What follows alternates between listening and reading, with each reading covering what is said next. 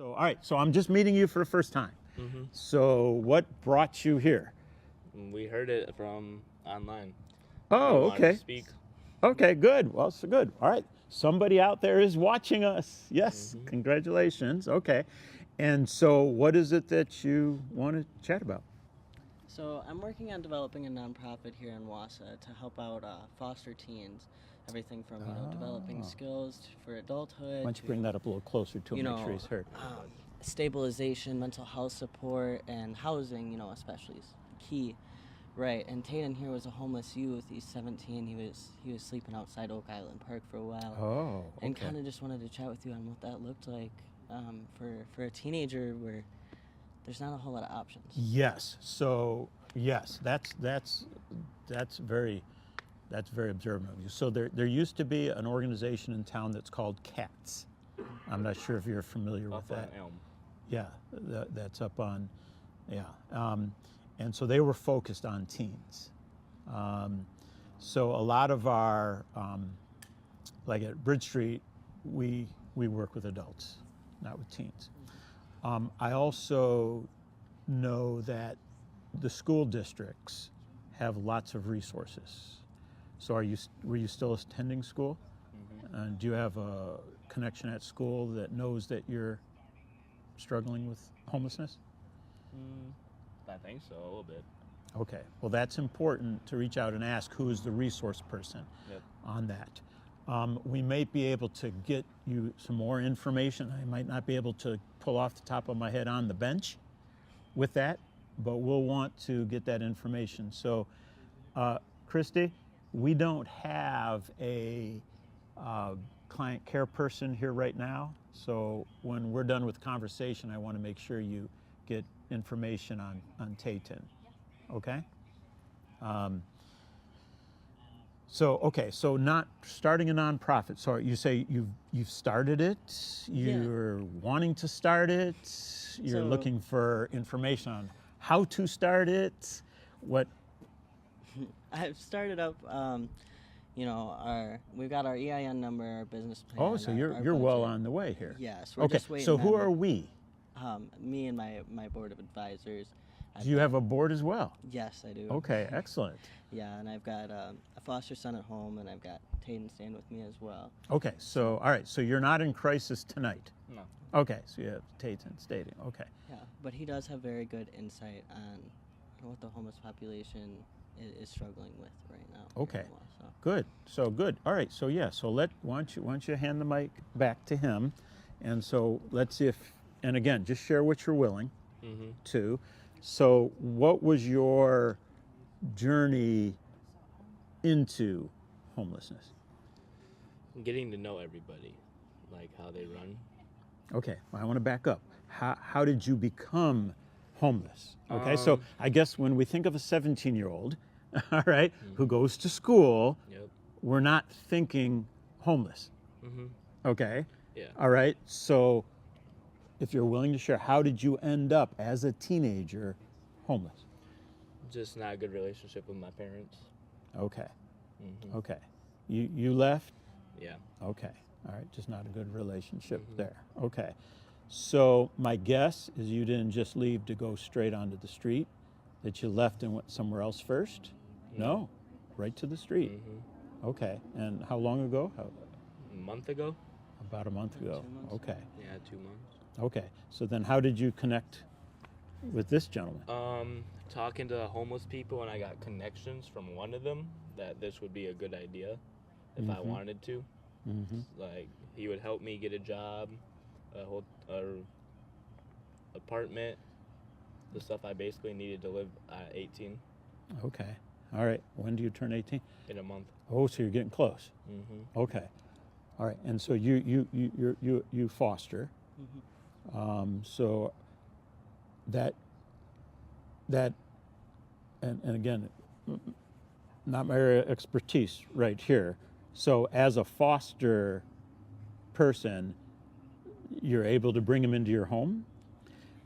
Him being that age, that 17-year-old age, that's really rough because ultimately he's got two options. He could go back into the foster system, CPS, and say I've got nowhere to live.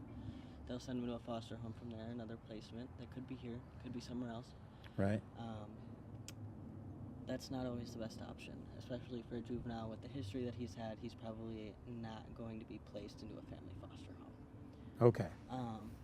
But, you know, his other option with me was that I talked to Mom, figured something out, made sure it was okay that he stayed with me, and so that's just kind of what we're doing until he's 18.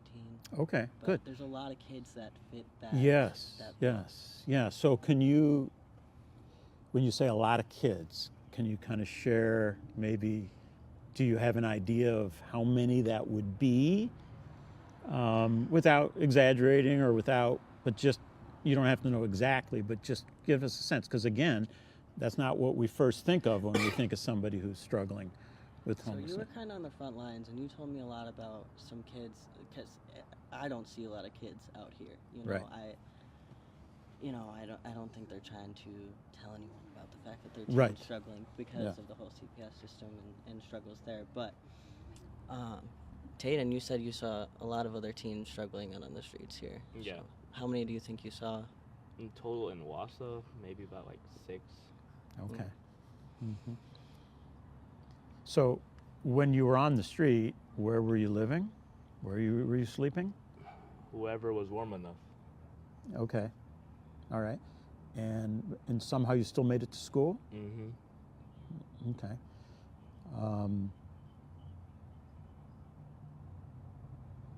Did your school performance, was that impacted at all? Positively? Obviously not, but negatively, was your ability to do school?